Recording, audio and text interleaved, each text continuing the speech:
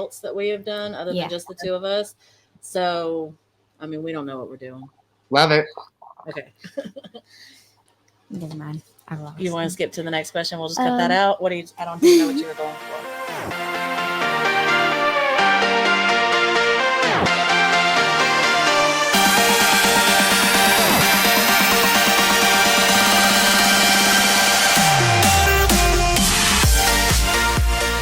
This is a True Queen podcast. I am Zoe. And I'm Erin. And this is Aspen. We do have a guest, Aspen York. Howdy, howdy.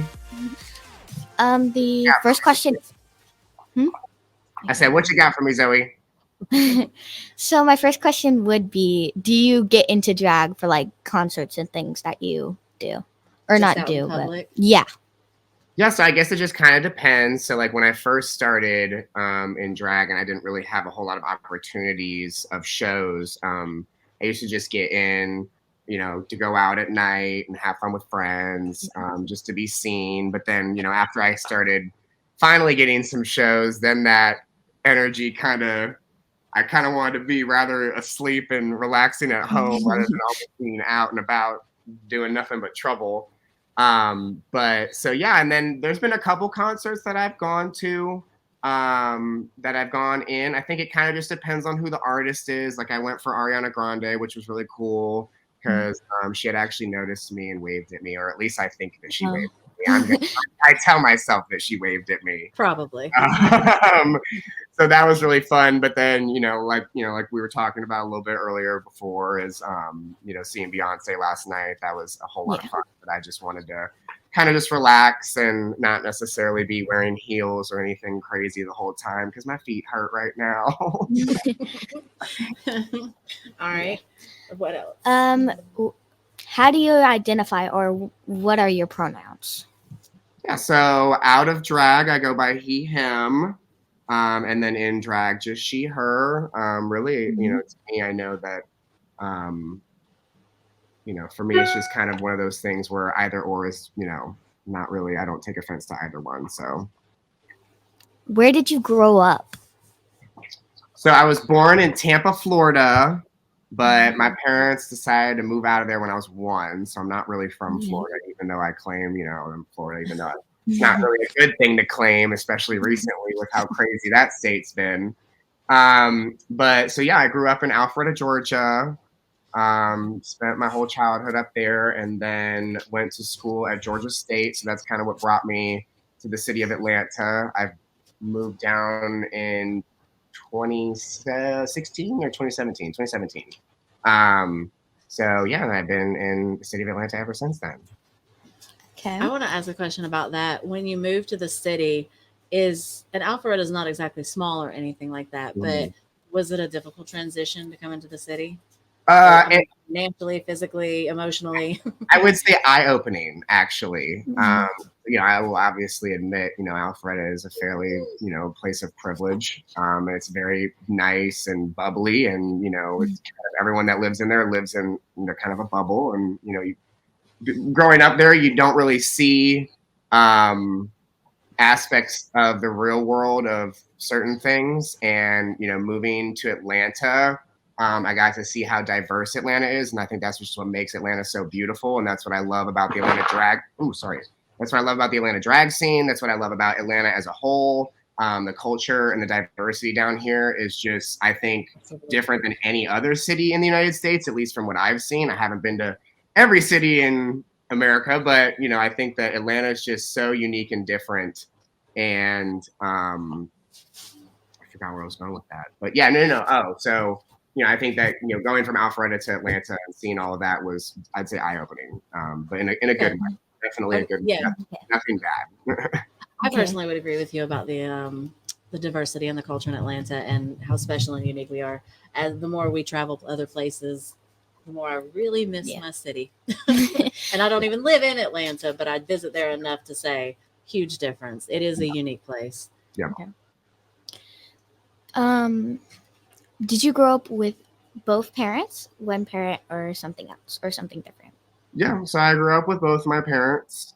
Luckily, I am at a place in my life where I have a whole lot of support from both of them, including my stepmom as well. My parents did get divorced when I was in middle school. But no, I've always had very supportive parents. So I'm very thankful and grateful for that, because not everybody can necessarily say that, especially I think people in the LGBT community. That's definitely something that can be rare. So I'm very, very grateful for that. Do you have any children? I do not. I am single Pringle, and I do not. Single Pringle. Do you have like children around you or in your life regularly?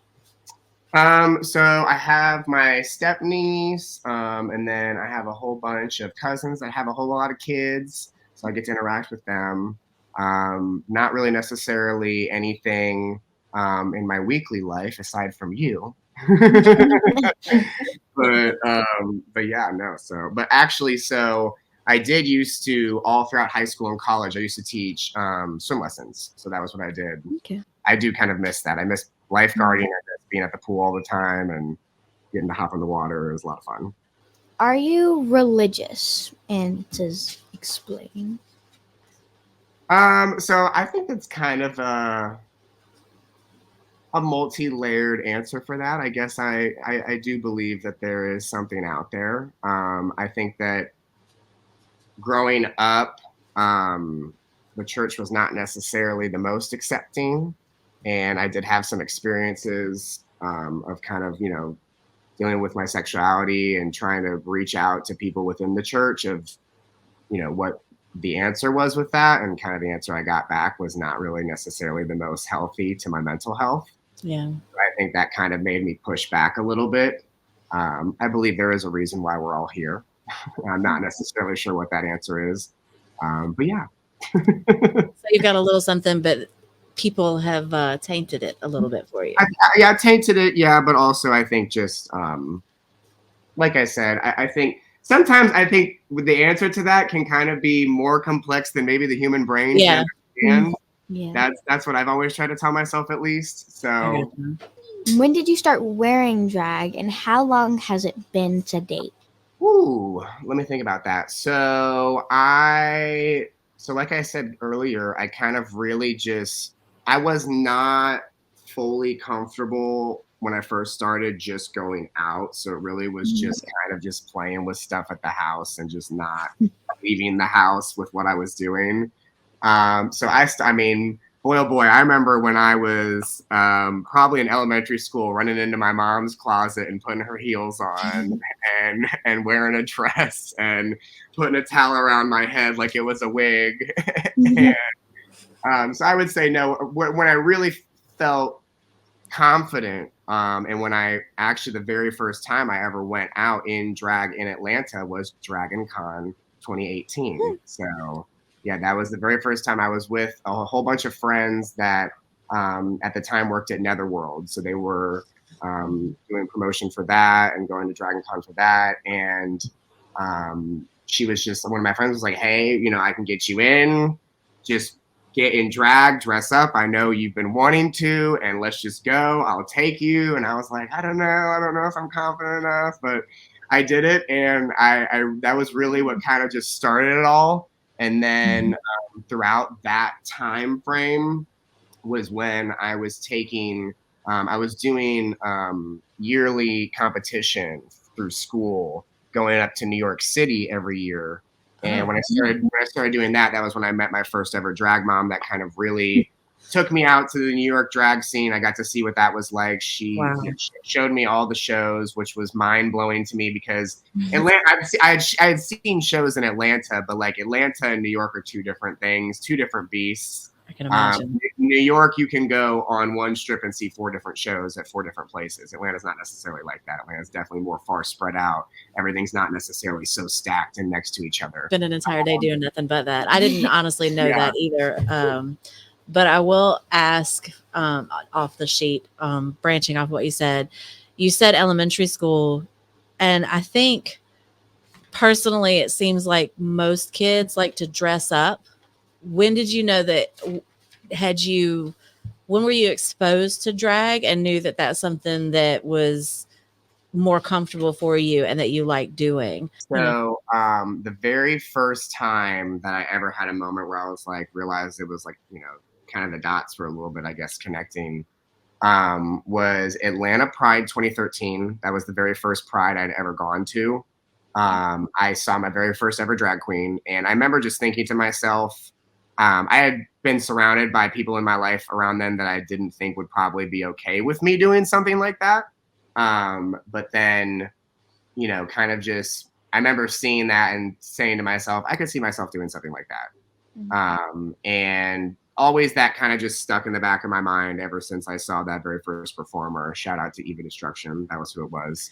I was going to ask if you remembered who it was. Yeah, she's incredibly talented. Actually, the video of her performing is on YouTube, and it's got a whole bunch of views because what she did was just very creative and entertaining. So I was gagged by that, first of all, but also just, it just kind of, there was a sense of it that spoke to me that I was like, okay, I could see myself doing something like this. So it sat in the back of my mind, and then, kind of just brewed over time. Then when I, was in college and exposed to everything in Atlanta, and just being able to kind of just go out more and, see more of drag and see more of, what the scene in Atlanta was like, then just kind of motivating even more. And it just kept piling up and up and up. And, here we are today. Do you remember your first drag outfit or dress or whatever that would have been? I do. And it is, it's an interesting look. I remember I left, we had a turnabout show at 10 where I work every Thursday and Friday hosting. And when we had a turnabout show, they had asked me if I could bring a couple old wigs for, people to borrow for the show. And I finally had found a couple of the other ones that I had left in there not too long ago. And I pulled out one of them, and it was the very first wig I ever bought. And I was just like, oh my Lord. She needs some help. I'll tell you that. She needs throw her in the bathtub and wash her out and comb her out and probably pray for a miracle. And when it comes to wigs, we're finding when Zoe likes to get wigs, there is a level of quality, and we're not really sure how to take care of this. So we do have to learn how to do that. But since it was your first time, did you invest in stuff? Did you even know what to get? Or is that wig just one of the cheap ones that you were just trying to get through it? It was definitely, let me just go to the beauty supply store and grab the one that I like the most that I see off the shelf. That also is a whole journey and a whole learning process. And I don't know how some of the girls have the amount of patience they have for wig styling, just because it's a lot. A lot of people don't realize that. I remember I had a friend who has never done drag before that messaged me that was looking to do a newcomer show, and was asking if this he had bought this wig and asking it to be styled this way. And I said, you're not going to be able to get that done within a couple hours. That's going to take you a little bit longer than just that. So I think some people don't realize how much time and effort really goes into what some of these people do. And that's just what's crazy to see, especially with, girls that are getting on Drag Race, and, seeing what people don't understand is how many hands and how much time has gone into everything that they're wearing. It's the hair, it's the jewelry, it's the outfit, it's the makeup they're putting on, it's everything. I mean, it really is, it's a whole process. And especially to pull out some of the stuff that they pull out on the show, it takes a lot of time and effort. Yeah. And speaking of like your first drag, like going out and stuff, have you ever done cosplay as anyone or anything? So I haven't necessarily done what I wish that I could do. What I would love to do is like do something Star Wars and paint myself blue, but I am colorblind. So the idea of messing around with blue foundation is a little scary to me. But yeah, no. So for our Dragon Con show that we're going to have at Park Tavern, I'm very excited that I'm going to try to do some things that are a little bit outside of my comfort zone, because I'm not necessarily known for cosplaying, but yeah, no, I'm excited to have that opportunity to kind of motivate me to pull out some new ideas. So we'll see. Well, I have to branch off of that one again. Being colorblind and in the drag world where there is so much color, Yeah. is that at all difficult for you? Do you have somebody help you, or do you just do what you want to do? I mean, I'm not colorblind, so I don't understand exactly. Yeah. No, it's definitely something that has been a struggle. I think it's been, especially first starting in insecurity, definitely with makeup. You know, it's a process. You have to ask people, is this the right color for me? Because you really just don't know. And I think that's some people really don't understand that struggle. I joke around about it a lot. You know, I don't. It's not something that I sit back and I think that it's that much of an effect on my life. But it is something it's a struggle. I mean, it's like I said, it's kind of hard to match colors for makeup. Outfits are a little bit easier because it's a little bit easier for me to color coordinate because it's not it's a little easier for me to see. But I'm definitely always asking girls that I trust in the back, hey, is this the right color? I know that one of my very first photo shoots of a photo that I actually always still to this day use for a lot of my flyers. If you look at the details, I put blue makeup on, but then I put purple earrings. So because I thought the purple earrings were blue, and then I have a blue and green outfit on. So I was like, I remember looking at my friend was like, why do you have purple earrings on when everything else is blue? And I was like, oh, I thought those were blue. Was it really hard? Because you sound really confident about it now, but I imagine in the beginning, especially since you weren't leaving your house doing drag, that it's really hard to get the confidence to not only go into public and drag and see what happens with that, but asking for help. Who was the first person that you were confident enough to say, look, I'm colorblind, I need help because I want the outfit to look right? Yeah, so I would just give a huge shout out to two people in specific that have really just been there for me makeup wise is Mona Law and Raquel Rayhart. Those are, I think, the two most influential in my life. Outside of just makeup, but yeah, no, it was definitely a situation where always just like I said, just always having to like ask and be like, hey, help a sister out, please. Honestly, everybody has trouble asking for help, and when it's something that is in some way controversial, even to you when you first start out, I imagine it's not exactly pleasant to try to get yourself past that to the point where you can ask for help. Because again, anybody has trouble asking for help for any reason. It doesn't have to be specific. So I actually think that's kind of another cool aspect that you are colorblind and you did have to take that extra step. And I think also just when it comes to then performing with what you do, then you kind of see, especially with videos being taken of yourself, you see what you look like. And I think if anyone has any sort of realistic view of themselves, you're going to realize, okay, maybe there's something here that needs to be a little different and change maybe. Do you find that you judge yourself too much sometimes because of that? Or does it take time to get over it? Are you even over it? When I first started, I let it bother me so bad to the point where I remember there would be some shows that I would come home and I would start crying. And I'd start asking myself, like, why am I doing this?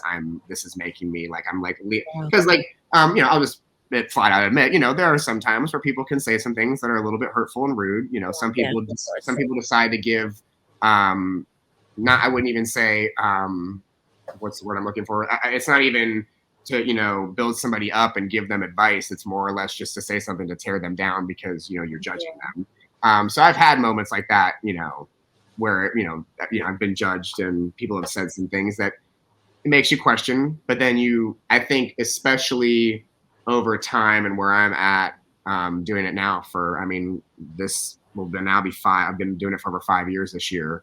I've kind of not really taken it as serious as I used to.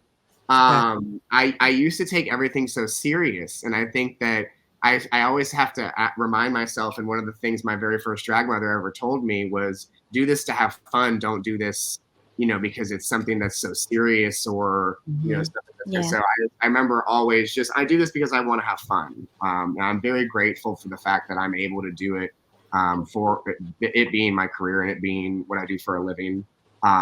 because it's what I love. I think that it's nothing but positivity and spreading love and energy and excitement, and it's just there's nothing bad about it. Well, that's part of the point of the show Yeah. is to humanize and educate. Yeah. And that's why we're asking some of the questions that we are, is we're hoping that people can see it in a different light Yeah. and understand that you are still people, you do still have feelings. Yeah. It is Yeah. something you enjoy, and Yeah. to tear somebody down is not a nice thing to do. It's And what they enjoy, and it doesn't have to be what you enjoy. You don't have to go to it. I'll even say that I think it sometimes even goes past just even drag entertainers. I think it goes to entertainers as a whole. I think people, I just think of like the most famous celebrities. Like people just they don't view them as human beings. They just view them as just you're a product that we're just supposed to view for our entertainment pleasures. So, have you ever hurt a child or anyone really in drag? When you're in drag, have Yeah. you been in a situation where you feel like you hurt someone, especially a child? Because and we ask it that way specifically because of the issues people have with children in drag. Yeah. Do you feel like you've ever hurt anyone that these people like? No, and I think that's just what's so sad about, especially recently with the political climate of what I think taking queer art, especially something that started, within queer culture, and using it as a political ploy to, try to create a narrative that just does not exist. And that's just what's so sad about the entire thing, is it's, drag queens, drag artists as a whole are not harming anybody. What's really interesting is, let's talk about how many people that work within the church are being arrested or charged with, harming children. Let's just be flat out honest. Well, I will say that on our TikTok, there is a lady who that is her TikTok channel. Is she digs in the weekly news of the people that have harmed children, and she ends it with not one single time. And I think she's up to over 1,000 people that she found in however she does that process. And over 1,000 people that she found, not one person was a drag queen. The highest majority of them aren't even family members or strangers even. It's politicians and religious people. And those are the people that are trying to create this fake narrative that drag queens are some sort of harm to society. When we have been living our lives and doing this is not anything new. And that's what I think is just so interesting, is how, especially within the past, I would say year or two, especially in the past 2 years, it really has become something that is, constantly on TV and on the news now. And not too long ago, my mom called me just concerned and just, kind of just saying over the phone blatantly, it's scary to see, them talking about drag artists on CNN nonstop because y'all are a political target at the moment. Because that's really just what it is it's nothing more than to just spin people up and to target a group of people that are easy targets. And that's what it is we're easy targets for them. Well, and I think that's something that's very important to point out, if we can get this message across, is that not only are you human and have feelings, but you have a family that does support you and care about you. And when people are hateful and aggressive in many cases, physically aggressive, it's scary as a parent to know that your kid is happy and doing something they enjoy and something that you do support, and to think that they're in any kind of danger. That is, as a mom myself, I can't imagine what your mom goes through seeing the stuff like that on TV. Because, currently I don't have anything like that. I do worry about my kids getting in the car every day, but I don't have to worry about someone just straight for what they do, not liking them and attacking them. They're not in that situation. So as a mom, I can't imagine how scary that is and how upsetting it is to have your child not live next door to you and just be able to protect them all the time. That's got to be terrible. So it'd be nice if people could also see that side of it, But and that's know why that we're that's horrible. of anybody, especially people like y'all, that just try to just spread the message that there's no reason to be spreading any negativity. There's no reason to be spreading any towards anybody. Let people live their lives. Let people do what they want to do. If it's not harming anybody, then what's the problem? Yeah, and I know that there are a lot of jokes or roasting in a lot of the drag, and I wouldn't even say most of it. I would just say some of it. Most of the shows we've been to, they always open the shows with consent and things like that. Yeah. And it seems like in that world, you are all understanding of boundaries. And if you were to cross that, you would approach it and say, "Oh, my bad," that you would be apologetic of it and not ever want to hurt someone. Yeah. Do you know the history of drag? Like how it started? Yes, I think I think that's very important. I think, like you're saying, Erin, just with like knowing where people started and just kind of how all that started. I know that really where it came from were the people that were influential with Stonewall and the Stonewall riots. And that really was a huge influential event for gay rights, especially for trans people. I think that's often people don't realize that. I think people don't care to learn history sometimes, but I think one of the biggest things that was eye-opening for me when I first started was, a lot of the older drag queens that I had worked with when I first started at particular bars in Atlanta. One of them was explaining to me how, not but just less than 2 decades ago, there was a law or requirement for people that would dress up, that they had to have at least one piece of male clothing on them. And if they did not, they would be arrested. That's odd. Yep. That's So these people had to experience being searched and having to prove that they had a male article of clothing on underneath their dress or something. And if not, they'd be arrested. And it's just crazy to think about that. What does that even mean, male clothing? Yeah, what do you consider as male clothing? Male underwear is what they would have to. Okay. They'd have to have male underwear on if they did not. And it's just, that's crazy to me to think about that. I mean, when I first started, like I was saying earlier, my very first time walking out in public in Atlanta was Dragon Con. I was able to just walk there, be in public and not have to worry about being arrested for not having sort of clothing on. So I think that's, knowing that that's the struggles that people before me went through to get to where I am at today, even though it's still not perfect. There's still, hate and unnecessary, things being said, just to know where, like I said, where people were before you is important, because then you kind of have more of a not only a respect, but more of an understanding of how we're at where we're at right now. Yeah. Honestly, I would even argue that it goes back so much further than that, as far as when I wish we could go back in history far enough to see a time when it was accepted. Yeah. And throughout ancient history, men and women both were dressing as the opposite sex for different reasons.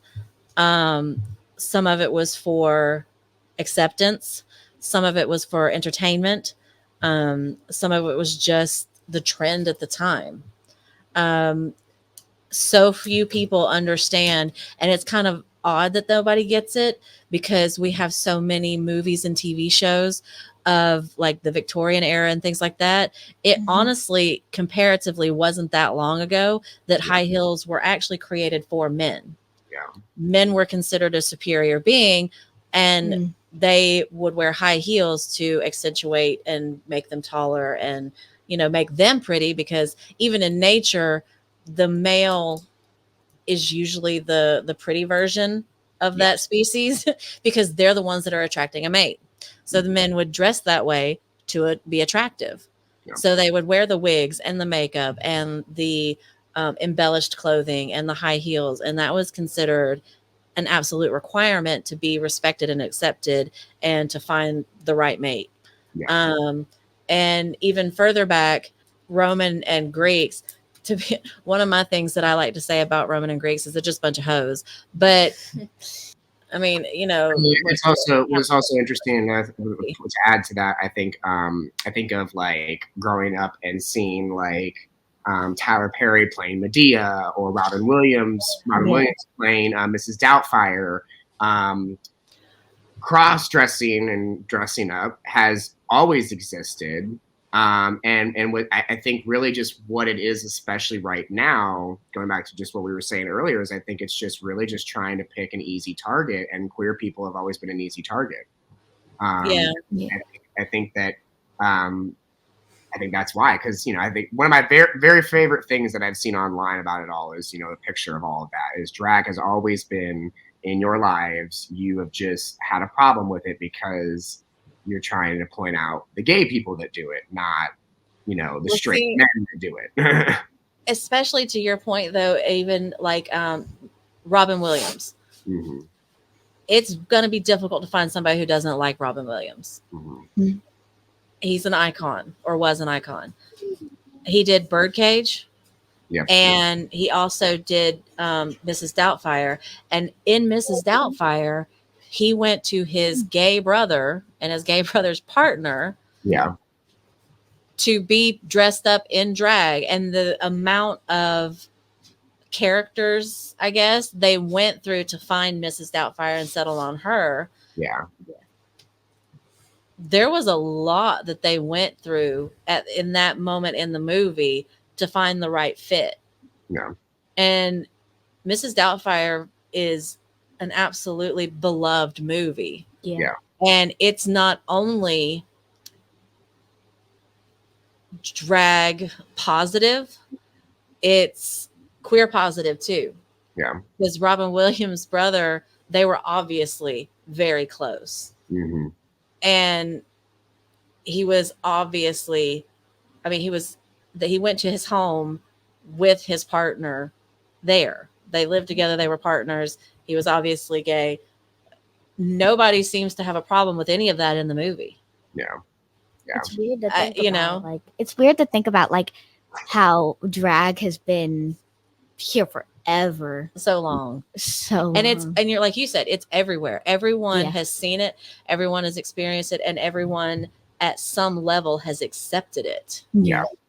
One of the questions I wanted to ask was, in your opinion, what law needs to be made better or enforced other than hating on drag? Well, first of all, I think that I know, like, you know, with states like Florida right now trying to pass stuff, you know, banning certain words and banning just straight up history and facts out of books is just, I mean, it's just mind blowing that that's happening. You know, so my stepsister is a teacher down in Florida. And she said just seeing this and what these teachers are having to go through, their libraries being purged is just, you know, just crazy to me that, you know, that's going on. But I, you know, just purged for what? What are they purging for? Because those books contain those words or what they think is inappropriate or they don't want kids to read or see. I mean, what do you even do with all of that? Right. Where does it go? Are they going to have like an old-fashioned Nazi book burning? Or what are we doing? It's crazy to me. But I think that also, you know, you're seeing these attempts, not very many of them have been successful to my knowledge, but these attempts at trying to ban drag and trying to classify drag as if it's a needs to be categorized the same as going to a what's the best way to say this, a late night entertainment show type thing is just, I mean, it's like the one thing that I think about is, about half of my weekly schedule is, at venues that are 21 and up. And then the other half is at venues that are not 21 and up. And I think that, there are all different types of drag shows. And I think that just going back to your question, Zoe, I think the most important thing probably would just for there to just be, more protection for queer people. Especially, I think one of the biggest things that I would say is, especially for trans queer people right now, trans people are being murdered at an extremely high rate, higher than any other category. And it's just, there's clearly a lack of care in the media to talk about that. You don't see, trans people that are murdered being talked about on, mainstream media that often. I'm not seeing it. I know there's been a couple of different things that have happened here recently that I've seen online that are just not being talked about. And it's scary and it's sad. And it's just people just trying to live their lives and being attacked for just who they are. So, yeah. Speaking about kind of like how queer people or people who do drag, like, how did you feel or how do you feel about all the protesters, especially the ones that came to Wednesday night's drag? Yeah. I think that night when, my show was unfortunately interrupted by a group of 20 plus, don't necessarily know what the nicest way to call them would be. But, it's sad that, all I was doing was just running my show as per usual, not, harming anybody. And, these people came in with speakerphones to purposely interrupt my show, which technically, if they stayed any longer, we could have pressed charges because that is illegal to enter a private venue and do something like that. But, I guess luckily did not have to escalate to such a thing. But, it kind of took me back to, growing up and dealing with, my sexuality and with the church. And again, I think it's just one of those things where it's kind of like, I mean, I noticed it last night when I went to the Beyonce concert. There was a whole bunch of people outside of Mercedes-Benz saying how bad Beyonce is for you. And one person in specific, as I had gotten off my scooter, I had made the bad decision to park my scooter right next to them, and one guy was trying to get up in my face and talk to me, and it's just it's sad to me that I guess people feel the need to just throw their beliefs on you. I think that's what's so funny about the difference between what I do for a living and what they're doing. I'm not throwing my beliefs on anybody. I'm simply entertaining and doing what I do for a living. And the people that show up to my show, they are voluntarily showing up to my show. Nobody's being forced to show up to my show. Whereas you are forcing me to deal with you because you're out in public yelling at people, or you're coming into my private venue and yelling at me. And that's just, I'll never understand trying to tell somebody that Jesus loves you or anything like that, and just yelling at you to your face and making it like this thing that it's like, it's not, you're not being welcoming. And that was something that I had said when I first started to realize what was happening on that Wednesday night. Was I was trying to say, y'all coming in here and interrupting my show is not necessarily going to make anybody in here want to listen to what you have to say. Yeah.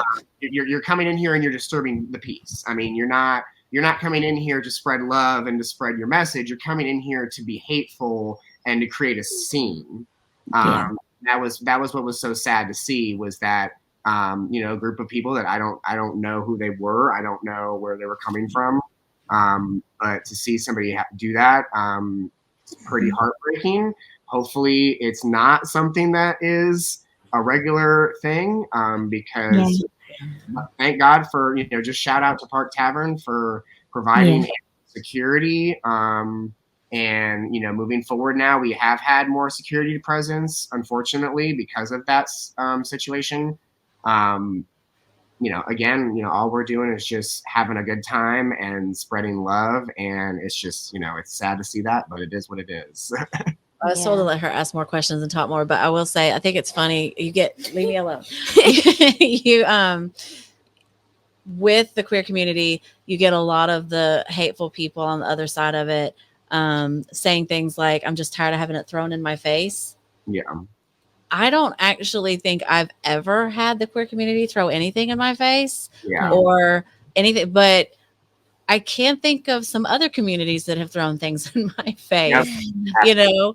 You're not out on the street corner in drag with picket signs going, do drag. Everybody should be a drag queen. Everybody, you must be gay. That is the way of the world. You must dress in drag. You must do this. But you got to vote for this person. Otherwise, we're going to fight about it. Yeah. I can't even talk to my own dad about politics because he and I are going to fight, and that's within my own circle of, people that love me and I love them. Can you imagine strangers, so I think it is interesting that it always like, I've said before, it's kind of like when someone's cheating and they get really mad at the other person and constantly blame them for cheating, but it's because they have their own guilt about it. Yeah. Maybe, just maybe, the blame from other people about the in your face. And another way of saying that, so one of our hosts at Lips Atlanta that I work with on a weekly basis, Tasia Thomas, who I've had as special guest at Park Tavern, something that she says on the microphone whenever she notices, a lot of straight couples that come in, with their straight husbands, and the husbands are completely fine with the show and the husbands are enjoying the show and they're having a good time.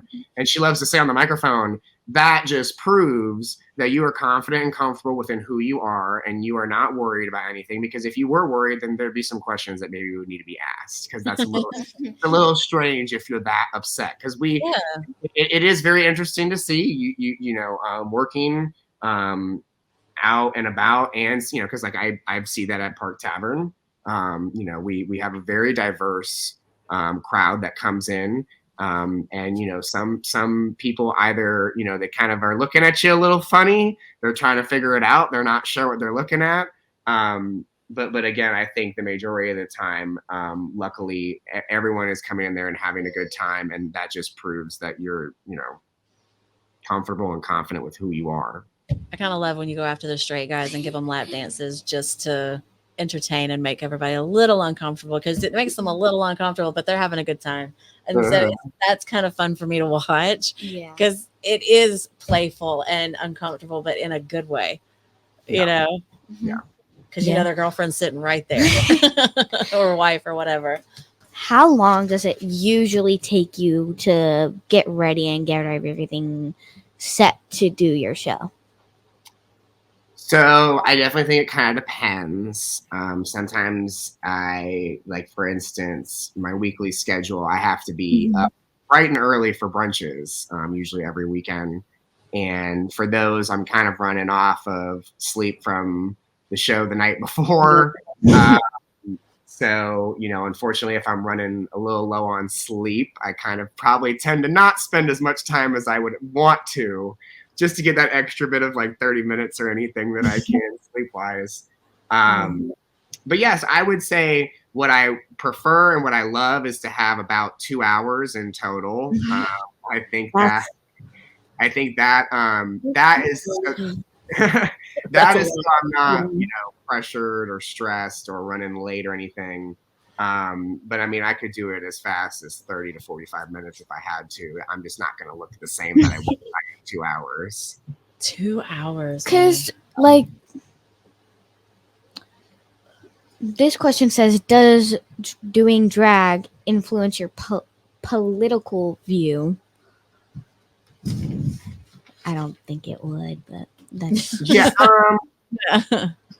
I think what it really does in answer to that would be I opened my eyes with certain things, and it's actually made me want to be more politically active and, just telling people just please vote. just to have somebody at least, who's entertaining you, remind the crowd, please, stay active, especially within your community, especially at the local level. I think a lot of people don't realize that a lot of what goes on is more at the local and state level, not federal. So, showing up for not only just the presidential election, but all other elections that happen in your area, I think is extremely important. Okay, so you are a voter. Yeah. Absolutely. So with your schedule, do you eat and sleep well and physically like function well? Are you healthy? Yeah, no, it's definitely, I kind of see it as sometimes the same as, someone who works, late night, overnight as a nurse or anything like that. I do have my nights where unfortunately my show doesn't end until about 2 a.m. But then I have nights where my show ends at 11. So that's nice because then I can get to bed at least a reasonable time. But yeah, no, it's definitely, it's all about, I think just keeping a healthy sleeping schedule, making sure, it's very easy, to kind of fall into just like wanting to eat late night food. So that's something that you always just want to be cautious of. So I try to just, stay as healthy as possible, especially with working on me, because on average, I'm doing 10 to 11 shows a week. So. Well, and that's part of the questions in here are that too. Yeah. The level of energy and activity that goes into an individual, just with one song and one performance seems to be just a high level of wow. Because the layers that you are wearing and in the heels, I don't think I've seen a drag queen yet do all that performing in flats. So part of that question I think we were coming up with, because of the activity level you're at, going to the gym or, what is the regimen for all of that? Because it has to be really hard on your body, each performance. And at least, and I don't know how standard it is, but at Wednesday nights at Park Tavern, you do 2 sets at least. And a lot of times you'll do a third one, or some of the songs aren't standard length, 3 or 4 minutes. It seems like you go longer. Yeah, so I try, like I said, I try to exercise as much as possible. I do see myself as a fairly active person in that regard. And then, yeah, just trying to. Did you lose another toy? Oh my lord, I lost another toy. But yeah, just it especially by Sunday night, I'm pretty exhausted. So Mondays are usually always my recovery days. That was why yesterday. I don't know how I pulled all that out, but okay. But yeah, no, it's a tough schedule to keep up with sometimes. But I just try to just make sure I'm taking care of myself always. Is that something you had to get help with, or did you just kind of figure it out on your own how you wanted to do it? And over time, I've had to learn how to maintain everything a little better. Just because I think like when I first started really getting into a 5-day work week schedule as a drag queen was a lot. Because it's like, ooh, it's 5 days. Yeah, it seems like it's exhausting. How are you, or are you different from who you are in drag? Like Aspen's different from... I've been told that they're both 2 different types. Yeah, no, I would definitely say that one of the biggest things that I love about drag is being able to embrace more of a femininity type side to my personality. Because I do think I am fairly kind of like a little bit more masculine presenting out of drag. But like kind of like we were saying earlier, is I think that drag is not limited to just any one type of person. So I think that that's something that, especially like you were saying, Erin, or just, trying to kind of understand the community is, it's diverse and there's all different types, all in betweens of everything. And, drag is not limited to just one person. So I think that any type of person, doesn't matter what you look like in your everyday, anybody can do it. So Yeah. Well, I think we've already kind of answered this question, but do you consider drag an art? absolutely. Yep. No, I think that, um, in its purest form, all it is just, energy. And well, I think also there's so many different forms of what you could say drag is, and kind of, how drag can be presented. I mean, you can do some sort of crazy, makeup cosplay look, take a special guest behind me, take a photo of it and just put it on social media. And that's, because I mean, especially nowadays with how influential social media is, I think that there are, and there have been, now we're seeing, drag entertainers that don't necessarily work shows, but they have an online presence. And some of them are making money, doing drag on social media, and just kind of staying at home and doing some crazy, really cool and creative makeup looks. But there's all different types. There's people that do that, and there's people that are more performers that are out and about and whatnot.